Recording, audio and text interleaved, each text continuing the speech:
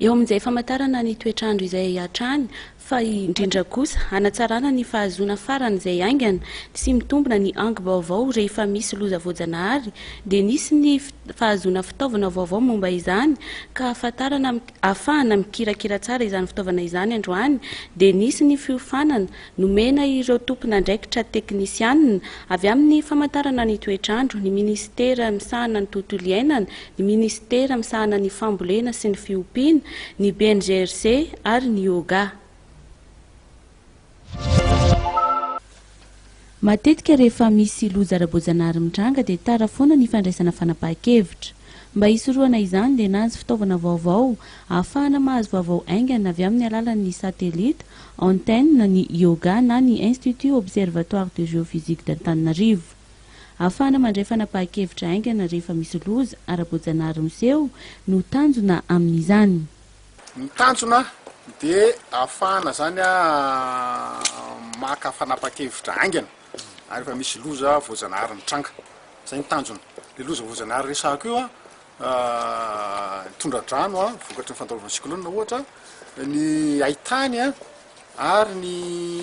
afo ny doroala sy ny sisa. Raha vao mitranga ny loza ohatr'ireny dia matetika zany tara misy foana fahatarana amin'ilay fanapahan-kevitra iarovana ny zavaboary sy iarovana ny aina koa moa zava ho azy ka mba hampahaingana izay le fanapahan-kevitra re dia ampiasaina zany le données géospatiales zany io satellite io maka sary matetika misy maka sary isaky ny 10-12 minitra maka données isaky 10-12 minitra misy 4 isan'andro dia reny atota-kevitra atota zavatra reny no kirakiraina zany rehefa voaray aty ambony tany satria manana antenne zany mandray andreny aty ambony tany dia kirakiraina haingana reny dia avoaka haingana le vokatra ahafantarana hoe taizanao mitranga le izy firy ny fahasimbana aiza ho aiza ahoana ny fitarany dia vokatra zay fikarakarana zany dia mena an'ireo mpanapa-kevitra ireo décideur zany isaky ny ministera sy zay tompona andraikitra am'izay le vokatra dia mba haingana zany le fiarovana an'le